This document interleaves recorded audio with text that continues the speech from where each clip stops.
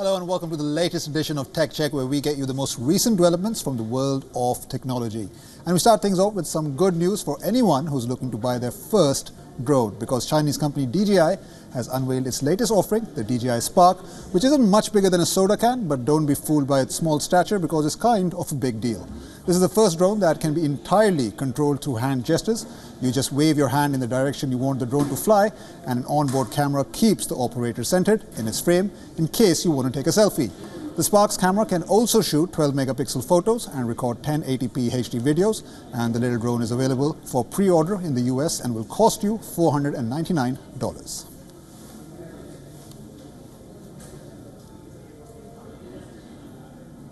Now, if you love to stream live videos from your Facebook, Instagram and other social media accounts, then this new phone from Asus is exactly what you're looking for. Take a look at what all it can do and how it can make your live experiences better.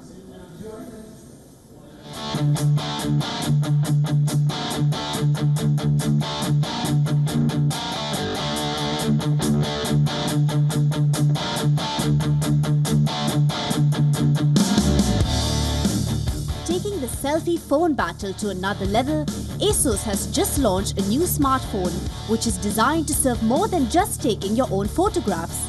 Called Zenfone Live, the phone pays quite a lot of attention to the front camera of the phone, which, as we all know, is actually used quite often to go live, be it on Facebook, Instagram, Snapchat or Periscope.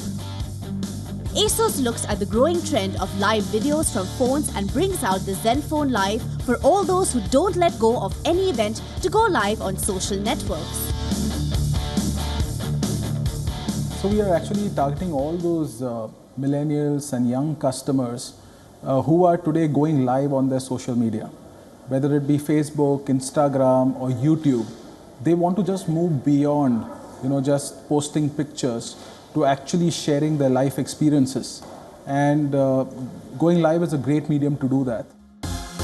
As Asus explains, the 5 megapixel front camera on the Zenfone Live brings out a right mix of hardware and software to make live videos appear better and clearer.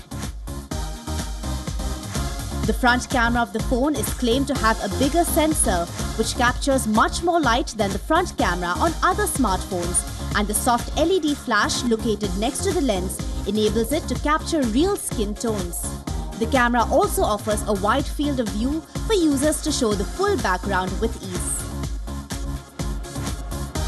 That allows you to set the beautification level as you go live. Not to forget, live videos are not only about looks and background, it's also about the right audio with less disturbance, and the Zenfone Live promises that as well. The phone comes with a dual microphone technology which Asus says reduces background noise and enhances voice pickup. When you're doing live streaming, you also need great audio to be built in, noise which is there in the background not to come in the audio that is getting transmitted. And to do that, we've got this dual MEMS mic. Again, it's a combination of various hardware technologies which work together along with the software, which we have the live beautification, which gives the great live experience. Well, the front camera of the phone is its key highlight, but the rest of the phone works exactly like any other phone that you see around. Other specs of the phone include a quad-core Qualcomm chipset, 2 GB of RAM, dual SIM slot and a 13 megapixel rear camera. The phone weighs just 120 grams and feels super light in the hand.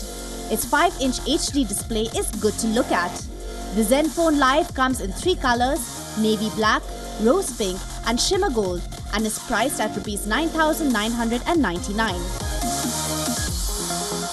So if you are one of the frequent live goers, why don't you check out this phone?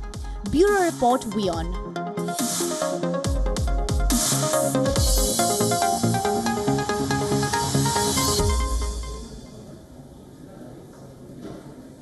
Now, Chinese smartphone maker Xiaomi has yet again broken another record, this time by selling over 250,000 units of its new budget smartphone, the Redmi 4, in just 8 minutes of being officially launched in India.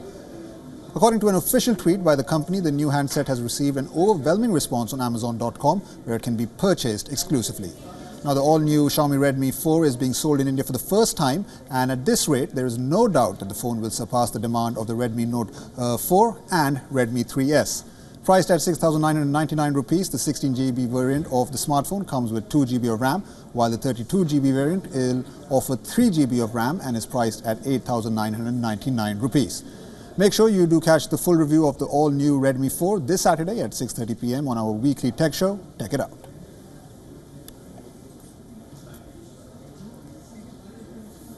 Now it appears that we're finally nearing the launch of the much-awaited Nokia 9. The smartphone has been spotted in a leaked promotional video and live images. According to the Geekbench 3 listing of the Nokia 9, the device outperforms other flagship smartphones in the benchmark tests, including the Samsung Galaxy S8 and iPhone 7.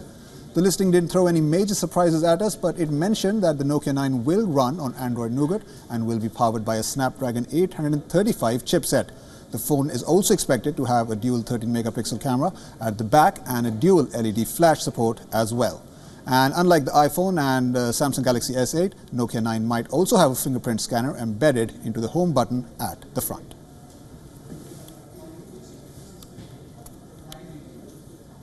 Now, India's largest digital payment startup, Paytm, is clearly growing by leaps and bounds. The company now has plans to expand further and double its customer base to 500 million in the next 3 years.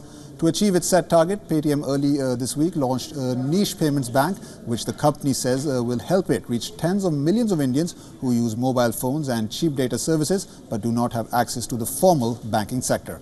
The payments bank will open 31 branches and 3,000 customer points in its first year. The bank will also offer an interest of 4% a year savings account, cashback and deposits, and also provide current account facility to merchants. It will have no minimum balance requirements and all online transactions will be free. However, the bank accounts will initially be available only through an invite.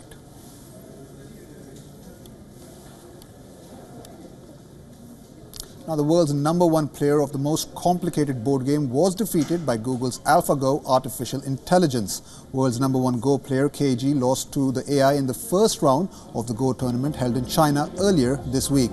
The 19-year-old lost only by half a point, so it seems the AI doesn't try to win by a huge margin, but just enough to secure a victory. KG gave it his all and even tried to use AlphaGo's own moves against it, but in the end, the AI got the better of his human counterpart. On Friday, there will be a number of exhibition matches, including AlphaGo versus the combined mental muscle of 5 Chinese pros. So humanity will get one more shot at defeating its artificially intelligent overlords.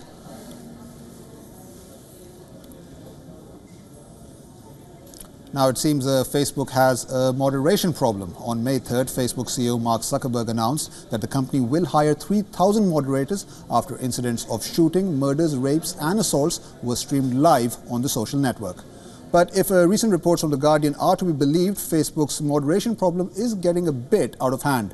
Leaked copies of internal training manuals tell the story of how Facebook is trying to walk a thin line between free speech and censorship.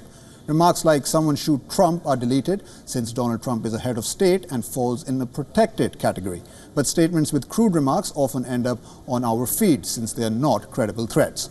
Also, videos of violent deaths and photos of animal abuse are not removed from Facebook but are marked disturbing, while handmade nudity is allowed on the platform, but digitally made art featuring sexual activity is not. With Facebook nearly touching the 2 billion user mark, critics from US and European countries have demanded the company be regulated the same way as television broadcasters and publishers.